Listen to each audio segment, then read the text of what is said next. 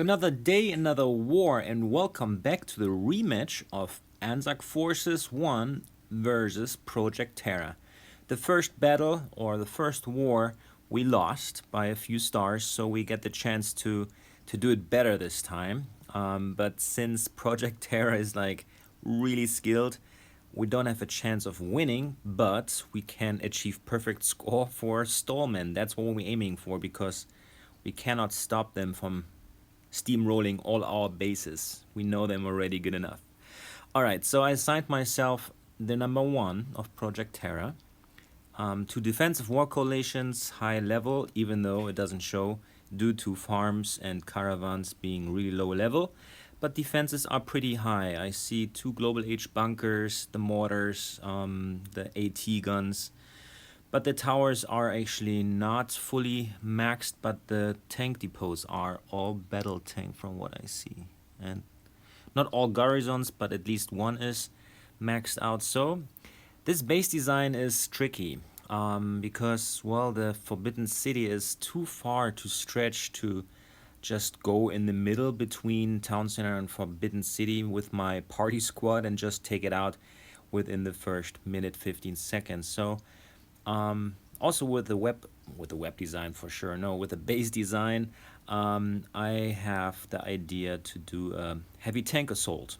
I did a tutorial just a couple videos back on an average base. Now this one is a tough base, especially with the coalitions pumping up the AT guns and stuff. But I feel comfortable about multitasking 4 heavy tanks and the rest some other ground troops. Of course, also some howitzers, because I want to come from the outside, from the river side and from the forest side.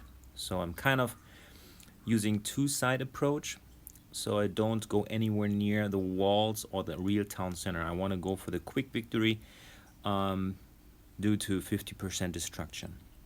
And I think I've got a good plan here to take out the fort with the generals as well, even though the generals are not super high level, wouldn't be much of a threat against my heavy tanks, but I rather still sabotage the castle and take it out. So I think with my approach, I will probably deploy my howitzers here on the river, on the dock side, and once I've cleared my space through those houses, the airstrip and some towers, they will come close enough to take out the Forbidden City and the castle also. They will reach it from behind the walls even if I don't break through, and I just have to worry about my heavy tanks taking out all those buildings, which I need to actually reach the 50%. There's a vault here on the forest side. That's already a huge chunk of hit points, and so that's what I'm looking at. Alright, so besides that, I think that's pretty much all I need to plan right now on the scouting. So let's get right to the action. Here we go. Yeah, they already have 100 stars in 27 attacks. That's almost perfect. So here we go. 4 heavy tanks, 2 bazookas, 2 machine guns, and even a motorcycle raider. But you will understand why. And 25 shooters, as well as 3 howitzers from Alliance Gate.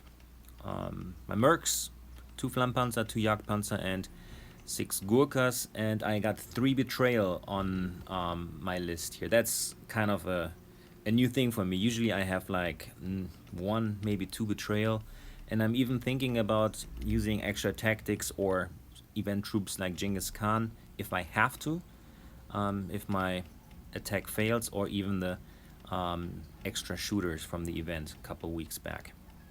But I hope I don't have to, because I always want to feel like, well, it's just a fair competition if I use what is given to me without event troops. But if I have to, I do it, just to not fail the attack, and then we can reach Stallman with the team. We'll see how it goes. I'm actually quite confident that this works out. I think I will even start with the Blitzkrieg in the beginning. But yeah, because I won't need it later on, really. So here we go. There's my first two heavy tanks and my mercs coming from the side. And one more heavy tank right at the vault. And the last will be... oh yeah, first my howitzers. You see there's already a lot of space cleared for the howitzers. They always aim for the next building. So since there's already some cleared space, I just have to make sure they're steering the right direction. Right now they're kind of going too much to the left. I hope this will be clarified. For some reason they're going too much to the left, but now they're correcting towards Forbidden City. That's what I wanted. Okay, perfect. Take out the AT gun as well before it destroys my heavy tank. Okay, too late. And here's my motorcycle raider for the oil refinery, because it's a huge chunk of hit points. I'm close to 50% and I need to do this. It looks good so far. There it is, quick victory. Alright, let's just make sure I can use my betrayals here on one of the nice heavy tanks. And I also still have 2 more betrayals and 2 more sabotage tactics. So maybe this goes better than expected. Alright, okay, I like the howitzers out, which is not a problem because they have a ways to go before they can actually do any damage. Oh, that's a lot of action here. Alright, that works out, and let's do another betrayal here. Oh my gosh, this is so much multitasking in the center. That was very important, and then the second now on the embassy side. Perfect. I really wanted to betray the heavy tank in the center because I also sabotaged the AT gun next to it, and I hope I can take the AT gun out before the sabotage is out. Okay, it didn't work.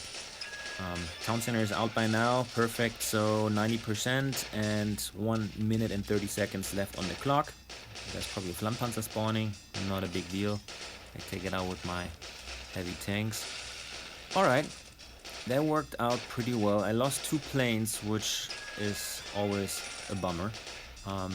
But, you know, on a heavy tank attack like this, there's a lot of action required from the planes, so it's a small sacrifice. Take one for the team, right? Alright, let's rally to the last air defending building, this tower here, this watchtower, and it's out now. I can use my planes without them being harmed anymore. So let's take out the AT gun because it's also way behind walls. And here we go. Alright, perfect. This looks awesome. Even though I lost all my heavy tanks, 4 of them, so that's like 4 times 1,300 oil. That's a lot of oil. Over 5,000 K oil, 5,000 oil lost. But if it works for a 5-star attack once in a while, if this is the best strategy I can think of to reach 50% destruction, I'm willing to do it. It's not my favorite thing to do because, well, it's just really a lot of oil, and I rather keep my oil to myself for upgrades right now, which are still costing almost all important upgrades oil. Alright, so that's my first attack here in this war, and let's see how it goes. I hope we can reach installment, and I'm holding up as well. See you later. Alright, that's me back again with the final result. I messed up my second attack, so and here we go. We actually did a better job than the first war, but we still lost to better teams, so fair enough. Peace out.